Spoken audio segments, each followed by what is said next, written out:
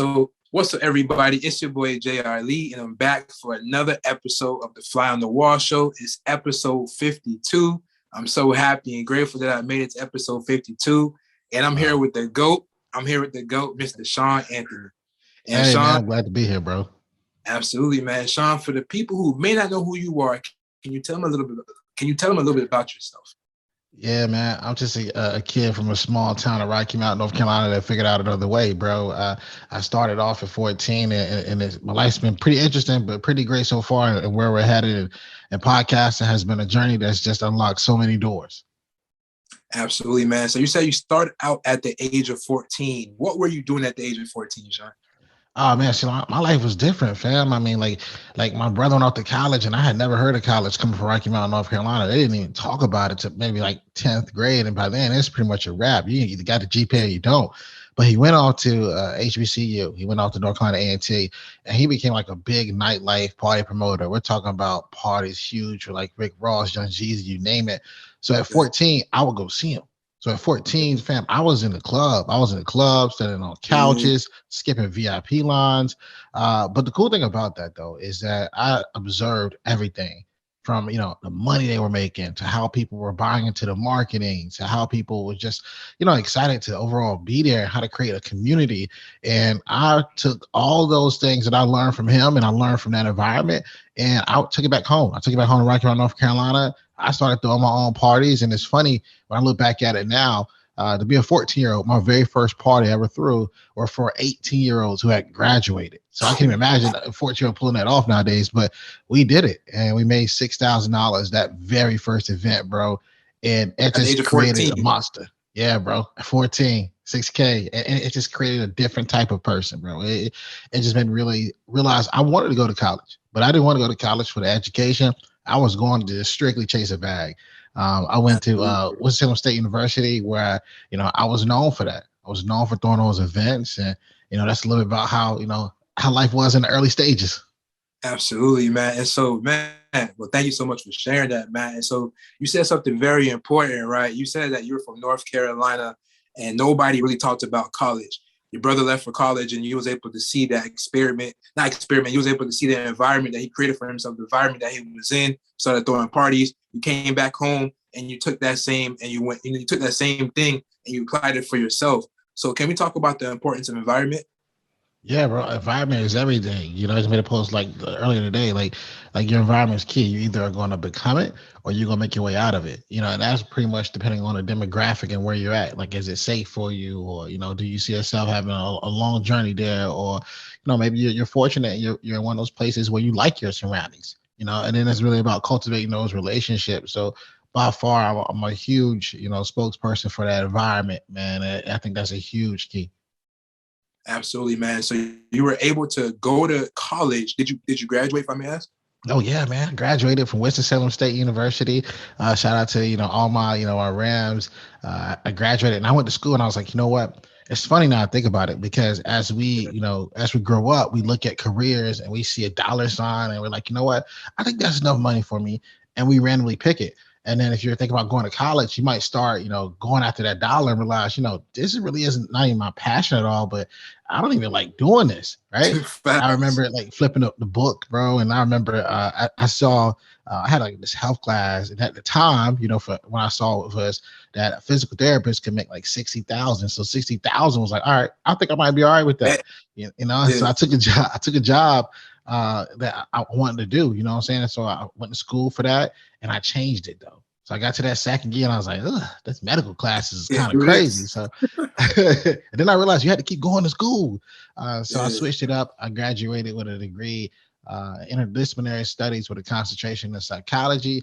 And I came out of there, man, ready to roll. Absolutely, man. And so did you ever, like, after you came out of school, did you end up working in that field? Yeah, so after I came out of school, I was still the party guy. But here's the thing, like I realized I had to take all those skill sets, all those things I had learned from the marketing, the outreach and getting people together. I realized that that would work very well in a different environment, which led me to going corporate. So I was Mm, corporate. I was promoted 6 times in 4 years. And that's when I stumbled across podcasting because I took a job that took me 6 hours away from my family. And it just, from then on, it was like, you know what? I got to get in this space. absolutely, absolutely, man. And so, man, I graduated college, and I could vouch for a lot of different people that graduate from college. Oftentimes we graduate, we don't even realize we're depressed. We start looking at like, damn, what's next? What I'm going to do next, right? I remember Yeah. asking myself, like, what am I going to do next? School is over. Now what? That's the name of your podcast. We want to talk a little bit about your podcast and what it is that you do. Yeah, fam. I was like, well, school's over now. What? It was the question that everybody, like you said, everybody asked themselves that question. And for me, when I stumbled across podcasting, I was at a different point in my life than a lot of my peers. Making good amount of money, constantly sliding through the corporate ladder, and I realized they were lost and they needed answers. And when I stumbled across podcasting, I saw all these guys that I was admiring, whether it was Yeah, Ed Mylett, Evan Carmichael, Chris Drummer Pav, which is all crazy now because all those guys have been on my show. But I, absolutely. I noticed something really quickly. It didn't look like you and I, right? It didn't look like us. It didn't sound like us. And I realized that there were, people I could reach if I created a platform that could pull their expertise, and share their words of wisdom. And that's what made me want to create a movement and answer the question that everybody will probably to the end of the day on this planet ask themselves. Yeah. And that school's over. Now what do I do? Absolutely, man. And so, from the conception of the thought of the idea for your podcast, how long did it actually take for you to actually move forward and execute the podcast? Oh man, as soon as the idea came to mind, I think my wife bought me she bought me a microphone on Father's Day. Shout out And to the then wives. yeah, shout out to her, right? Yeah. Yeah, she bought it. Yeah, sometimes you talk about an idea and then you get a tool in front of you, and it's like, you know what? Now you got to utilize that tool. And it was like a light switch. I remember getting it. And I remember putting out the first episode in June of 2018. So that gives you an idea how fast I ran with a gift I got for Father's Day. Absolutely, You know what I absolutely. mean? Fun fact, man. Fun fact. Now we talking about it, man. I'm on episode 52 with you, right? Fun Mm-hmm. fact, man. I remember when I had the idea for the show, like right at the beginning of 2019, and one of the first people that actually hit up for the show was you. And it's crazy because we had the interview scheduled. I folded. I never followed back up. Then we rescheduled, and then your schedule, it wasn't working out. And then we fast forward. It's kind of crazy how like fear will hold you back if you don't execute the idea right away. So it's crazy how you're one of the first people wanting to get on the show before I had any episodes. I'm talking about zero. I'm talking That's about ground crazy. zero. And here we are, episode 52, man. So I just want to That's give you that dope. fun fact. That's dope, Absolutely. bro. I appreciate that. That's love, man. That tells me one day that not only were you waiting to make this happen, but you're consistent. And if you're consistent, bro, and just keep going, sky's the limit, fam. Absolutely, man. And it also speaks, first of all, thank you so much, man. It also speaks to the power of the follow-up, right? For you, Yeah. how important is follow-up? Man, as soon as you were telling me that story, bro, it took me back to when I had to follow up like 3 different times to even get Grant Cardone. That was the times I reached out to him, and it was like, nah, let's see where you're at in December. I had just started a podcast, like, let's see where you're at in December. Let's see, we touch base then. Then December comes around and it's not able to happen, and then it's able. Then it's like, all right, cool, we've got a date. Let's do this date. I think it was like April or something like that. And then it comes around. Oh, I can't do it in person. Then we got to figure out ways to make it happen in person. So it just speaks to that, bro. And follow up is key. I think the longer you keep following up, at some point that person's going to be like, you know what? They're going to make this happen. I support it. Yeah, yeah, man. Well, absolutely, man. Follow-up is key, man. And so you speak about Grant Cardone. I noticed the interview was able to go to his studio, right? Ed Mylett, you were able to go to his beach house. David Meltzer, you were able to go to his house. Mhm. How did you feel being able to go to all of these legendary great business minds and be in their presence? Like, what was that energy like? Oh, bro, the energy changed my life forever because it just showed me what was possible. And one thing I got from Ed, and I'll take it forever, is that proximity changes everything. Like Mm-hmm. you can talk to people, you can be in front of people, but when you're physically like right there, there's Yeah, things you pick up that you would have never picked up virtually. There's things that you pick up that will just shape your life because there might be things that you might not even know is possible. When I was in Laguna Beach and I was at Ed Mylett's house, and we've all seen all these phenomenal YouTube videos, him sitting down with everybody, all these icons on his chair, on his couch.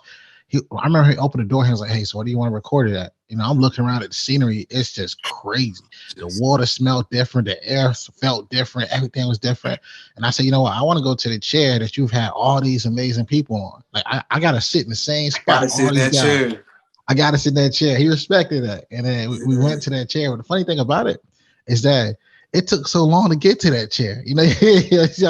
Go down all these stairs. Like, it took a while. You know what I mean? You would have never known that watching those videos, but bro, it's a walk. You know what I mean? So I just think it's just crazy because it shows you what's possible.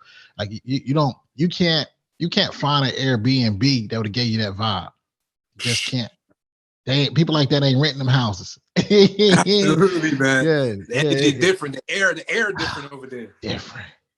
And then it just builds relationships. It builds a trust factor. And shout out to him, because imagine how trustworthy he had to be to open his door to just let somebody he's never physically met and another person walk in there. and it's not like you're just walking into a regular room. I remember when the door opened, the guy that was like literally on his balcony that he introduced me to was on ESPN 30 for 30 the night before. It's a different vibe, bro. Absolutely, man. Absolutely, man. And you talk about, relationships, right? You've been able to have some amazing people on your show, from, Ed Mylett to Grant Cardone to speak, Evan Carmichael to Matthew Knowles, man. Mm-hmm. How important are relationships, and how is podcasting, something that helps build relationships? Oh, it puts you in front of your ideal person that you either want to learn from or that you either want to build a relationship with, and the thing about podcasting, you're giving somebody your platform that they could have never had. There will always be an audience that you can reach that I can never reach because they're used to your voice. They're used to speaking to you, but there's this level of, association. It's almost like association is the thumbs up, a stamp of approval. Like, you know what? We rocking with this person. So I think it's important to have those relationships that are key relationships that can, expand your growth, expand your knowledge, get you in front of a different crowd, a different audience, because ultimately everyone's goal is to grow and expand. Absolutely. And man, congratulations. I saw that you celebrated 3 years in the podcasting world. I just want to say that's amazing, bro. 3 years. How do you feel? Bro, I think you got to give yourself a good amount of time to see, how good am I at this? And how good is this getting? Is it paying off? And I think looking at that type of range, giving yourself that type of, that space is a good way to be at. And I would say after being, 3 years deep into it, I kind of know that, hey, I'm just getting started this thing and I'm headed in the right direction. Absolutely. Because the crazy thing about it, bro, it's like, it's 3 years. It's 3 years. I think about it. It's 3 years with like no backing. Like if you can get your back against the wall and run like that with no backing, that's scary. Yeah, you know what I'm saying? So imagine when you have it. Scary, bro. Scary. Scary. Yeah, man. And there's an episode that I saw that you credit, a lot to giving you that momentum, and then you realize like, yeah, man, I might have something here. And that episode was number 7, man. You could talk about how you felt during that episode. Yeah, man. Episode 7, that's Ron Serhant. Episode 7, like before episode 7, I was interviewing like the local coolest DJ, the girl who started her own company, and then someone say, "Yo, reach bigger, like go harder." You know what I mean? And I kept watching New York Man Out Listening. I've been a fan of that show for so long, but there was this one guy, Ron Serhant, that just had the most swag. He was always talking the most talk, and I'm like, you know what? I'm gonna shoot my shot at him. I saw he had a book coming up, and his team said yes. And in having that interview, it just showed me that I can go harder with this. I can reach for bigger people. And it just became a domino effect, right? Like it's the power of association. Ryan Serhant led to, Mikey Taylor, which led to Chris Drummer Path, which led to so many other people, Trent Shelton. It just goes crazy. And Ed Mylett got on my radar because of Chris Drummer Path. Like we were literally talking, probably still to this day, the longest podcast episode I've ever done. And guys, if you're listening, you might wonder who Chris Drummer Path is. He was on he's the CEO of Young and Reckless. He was on Rob and Big, all that stuff. So, and he's like, "Hey, Shawn, that's this guy you need to get." And I was like, "Who are you talking about?" He's like, "This big, bulky guy. It looks like a wrestler." But I'm telling you, if you get him on your podcast, he's gonna crush it. And he spoke that. and it happened. Man, that's amazing, bro. I can't even imagine how you felt in that moment, man. That was full circle, bro. It's full circle. Absolutely, man. And I noticed you said something about dreaming big, man. Like how important, as a kid, depending, like it goes back to the environment, right? Yeah. Sometimes we're, as a kid, innately we dream big. We have this big imagination, and then life, environment, depending on who you're around, it tends to crush it, man. How important is it to dream big? Oh, you got to dream bigger than you got to dream so crazy. You sound crazy saying it out loud. Because what I'm finding out is the more you say something is going to happen, it's going to happen. Right? Like even if you're in your business, right? You say, hey, I want to make it. I want to make $10,000 a month. I have a $10,000 a month. It's gonna happen. It's gonna happen. You know what I mean? Oh, I want to make 20. All right, it's gonna happen. Or it could be, oh, I want to meet this person. So I think the more you speak into existence, the more likely the world is and everything else, and of course God always first. It's just gonna start aligning. You know what I mean? It's just gonna start aligning, bro. And it's almost a scary fact, but almost everything, I can't even say almost everything, bro. Everything I ever really wanted at some point in my life has happened. It has happened. And anything that I want to happen in the future is going to happen. I was telling my wife earlier, the main thing you got to do is just survive and keep living, and you're going to see it come to life. Absolutely, absolutely, man. And I could tell by the way you speak and your mindset that you're well read. There's certain books that you read. What's some type of books that you read sometimes? Ah man, it depends on what's happening. Like the obstacles, the way by Ryan Holiday is a good one. There's a list of crazy books back there behind me. That Atomic Habits. There's so many different books, bro. That shifts your way of thinking. Contagious is another one. I mean, all of them. Sometimes you want to go back and reread them because like they were that Absolutely, good. You don't want to forget them. Like, dang, what was that part? So what I'm finding out now is when I finish a book, is to like slow down and kind of like, all right, what was that book about? I looked down, I just saw another one. It was the one thing, like that one thing, like that's that one thing you can go all in on, really focus on, finish the book. So it's like, all right, cool. How do I continue to focus on that one thing and make sure everything else comes behind that one thing? So I think absolutely, books are key, and those are some of the gems I definitely recommend. absolutely, absolutely, man. And and through your 3 years of crushing the podcast space, man, you've been dropping some of the secrets. I saw you on Clubhouse. You have a room where every week where you're revealing some secrets, man. What made you want to give away the game? I was trying to figure out my way with Clubhouse. I Yeah, remember Nikki S. She's been on your show. Shout out to Nikki. shout out to Nick. Um, yeah, Nikki sent me she sent me a text and she was like, "Yo, Shawn, check this app out. Let me know what you think about it." I ain't think nothing about it. I clicked it. I joined it. You know what I mean? And I was listening. I was quiet probably like the first maybe 3 weeks. I was just trying to figure out what they talking about and listening, just okay, and observing, and then realizing, okay, I got my play. And my play was something that nobody was talking about. It was podcasting. And it was like, you know what? As soon as I had access to a club, I'm like, I'm gonna create a club, and I'm gonna give away the game, and I'm just gonna see how it go. And I called the room, I called the club Podcast Secrets Yeah, Revealed, and I started titling certain rooms off like successful like webinars I've done. Right, like how to build a top 100 podcast in less than a year. Like, man, that was the most clickbaitest, craziest thing of all time. Bro, everybody came through though, like yeah. It'd huge be deep in names. there. It'd be deep in there. Bro, about it's like the biggest podcasters in the world. Like when Clubhouse Air Force began, like the biggest podcasters in the world, they were trying to figure it out too, and they would join my room, and I would put them on stage, I would mod them, and I would network with them. Like we're talking like Lewis Howes, Wallow from $1 Million Worth of Game, Pat Flynn, uh, you name it. Anybody big in a podcasting space was in that room. And if you're curious about it, you can scroll to my Instagram, you see screenshots. They were there. You know what I mean? And they were contributing to it. And I think creating that community, there's so many people that are trying to figure out, the do's and don'ts. And it also elevates, me and my field. And what I do now is I help entrepreneurs build a brand through podcasting, and it helps establish my expertise, my leadership credibility.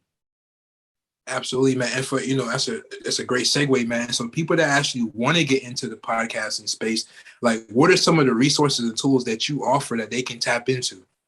Absolutely, man. I have a free podcast starter kit. It Got that. outlines. Mhm. Yeah, I got that. Yeah, it gives you like the outline of like you're gonna need an RSS feed, you're gonna need a microphone, you're gonna here's some things you can use to get you some hype as far as like advertising. A couple of things I offer the podcast pitch script. People say all the time, and that's crazy. When I think about it. It might be the number one product. People ask all the time, how are you able to get some of those names you mentioned? They Uh, heavy hitters. Don't just get Beyonce's heavy. dad on the podcast. Shoot. Yeah, I don't even know if so you do interviews like that. hey, let you say that. I can't really think of too many, like Wendy Yeah. Williams and stuff like that. But yeah, you don't really fool with it. Yeah, it's like people ask you, how do you do it? So I was like, all right, how can I make this easy? And the easiest way is you can literally copy and paste what I say. So I turned that into a product. I have ebooks on how to build a brand through podcasting, and of course, webinars as well. And then there's also a level of clientele. Now I'll tell you two things. One I have announced, and one I haven't. One of them being that I will work with. I've been doing it since 2018, but Right. really been driven in 2019 and beyond on working with entrepreneurs who really want to build a brand through podcasting one on one. That's really working with them and taking them through my proven 3-step formula, which is done in about 90 days. So I have that as well. And then now going forward in the future, and we'll announce it officially soon, but I can tell you guys here now because the ink is dried, is I'm going to be representing a lot of people's favorite influencers behind the scenes and making things happen. Absolutely, man. That's amazing, man. Congratulations on that. I definitely want to tap into, some of that mentorship. I'm doing pretty good, man, but I know I can do better, man. I know I can do better, especially with monetizing it. So gotta tap in with the GOAT, man. Absolutely, fam. And here's the thing, though. You're already doing better than most because when you're in front of the camera, you got the light, and you're already doing the interview style, and you made it past the 50s. Even with podcasting, people say, okay, where do I rank with podcasting? How well am I doing? In 2021, in June, there was a report that came from the podcast host, and the average person, like you're doing average, if you have just 27 listeners per episode, that is average, which is shocking to a lot of people. But you got to think about it. There's over 2.5 million podcasts on Apple alone. So a lot of people they don't have the consistency. They don't have the ability to go past episode 7. So you got to stick with it. Yeah. Man, thank you so much. I really appreciate that. And absolutely, man, consistency is key, man. And you said, you speak about some of the big names that you had on your show, man. And was there ever a moment? I know you pretty much master your pitch now, but was there ever a moment where you had some type of fear of rejection? Like, how do you people telling you no? Like, how do you get over that fear? Yeah, I don't think I ever had a fear, right? Let's go. Because I think it all comes, like you said, early in the podcast. Like it comes from your early stage environment. You got to think about like I'm not the tallest guy in the world, but I consider myself pretty fly. It's all my life I had to like really figure out what's my edge on everybody. I'm trying to whether it was get the girls or do whatever I need to do at a party. Like, what's the edge? You know what I'm saying? And the edge is really your personality, and what you really stand for. Yes, I never really had no fear when it comes to approaching people, because I even remember back in the early stages in my party days. I remember like my brother would have a party. I was extremely young, and like how there's artists, like there'll be an artist. Like I remember Tiger, for example, might be right before Making Nasty. Like Tiger was just on the come up, and they needed footage sometimes. So guess who was running down? I remember jumping on a van, pulling the van door, about to get hit by security, just to even catch an artist to say, just a couple things on camera. So it was embedded into me early. So I don't think I really even had that fear, bro. That's important, man. That's important, man. I mean, shoot, you running after people on top of their vans and chasing them for footage. That fear get knocked out of you real quick. Yeah, that's what I was doing. Yeah, that's what I was doing.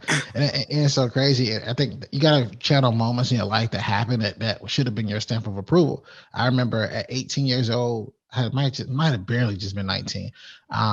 John Wall had just became the number 1 NBA draft pick. It was a girl on my street team, because you got to think about I had street teams, like 30 college students promoting parties. So were you in college at this time? Huh? Were you in college at this time? I'm in college. I'm in college. So John Wall had just became the number 1 NBA draft pick. I'm in college.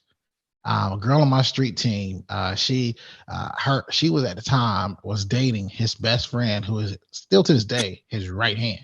And so I got wind of that, and I was like, okay, because he's like, I'm from North Carolina, so he had a lot of ties in North Carolina. I'm like, okay, cool. Let me talk to your boyfriend. And I talked to her boyfriend, and I convinced them to come down to North Carolina, and I threw John Wall's very first birthday bash for after he was the #1 NBA draft pick. After he had just signed a deal, I remember being at North Carolina A&T, and I didn't go to A&T. I just drove down there, or I don't know how we got down there, but I went down there with a contract. Like imagine the boldness of a teenager with Come a on, millionaire in draft. front of him. Like not just like you said, not just a million, the #1 NBA draft pick. You know what I'm saying? And Yeah. I slid the paperwork over. He signed it. He showed up at the party. We also did like a comedy show together. And it just little moments like that. It's like, all right, yeah, You this take is that with you different. forever. Yeah. Yeah, take what you have. Bro. Like take little moments like that. I remember also like it's just kind of my mind because someone's listening right now. They're trying to figure out how do they be free. I'm gonna give you the secret. The secret is tap into the moments. Yeah. I remember I had this huge security guard. His name was Big Cat. He was always with Lil Wayne, Birdman, Young Money at the height of Young Money. I mean, you could be watching BET and you see him on stage escorting them to win the awards. And Big Cat, he was like real Southern. I never really knew where he was from, but he had a slang terminology. And I Yeah. walked by him one time in the club, and he stopped me. He said, "Yo, Stunner," and I was like, "What's he about to say?" You know what I'm saying? He was like, "Yeah, I just want you to know, yo, that same energy you got, that's the same energy them boys got." I ain't Mm-hmm. never think nothing about it. I'm like, "Oh, that's crazy," because he's around them all day. You don't know unless someone taps you on the shoulder and say, "Yo, Yeah. got something." You know what I mean? And he tapped me on the shoulder and said that, and I still ain't never forgot that. Absolutely, man. That's amazing, man. That energy, man. Energy is important, man. And that belief in self, that confidence, man. Man, that's important, man. And so, Shawn, man, a question, that I like to ask every guest that come on this show is your definition of success. Success varies depending on where you are in your life. What's your definition of success? Um, Obtaining everything you thought you could Mm-hmm. have, everything you thought you could have, everything you thought you deserve, whether that is health, whether that's fitness, whether that's wellness, whether that's relationships, whether that's kids, like whether it's financial goals. Success is obtaining what you thought you should have. You know what I mean? And a lot of that is a journey, right? I think we really don't get to the point where we say, "Yo, I got it," or "I made it," until you really get to the highest of heights, or you get to the lowest of lows, and you realize your time is almost up. Right? I think that's when people look at things being truly successful. Absolutely, man. That's an amazing answer, man. That's an amazing answer, man. And Shawn, I'm not gonna hold you too long, man. That's all the questions I have for you, man. This was an amazing conversation. I'm happy that I was finally able to do it, man. Episode 52, man. It was a pleasure. Thank you so much for being a guest on the Fly on the Wall show, man. Absolutely, man. And guys, if I leave you with anything, just always remember, dream it, believe it, go out and get it. Want to get it, man. Thank you so much, bro. I appreciate you. Appreciate you.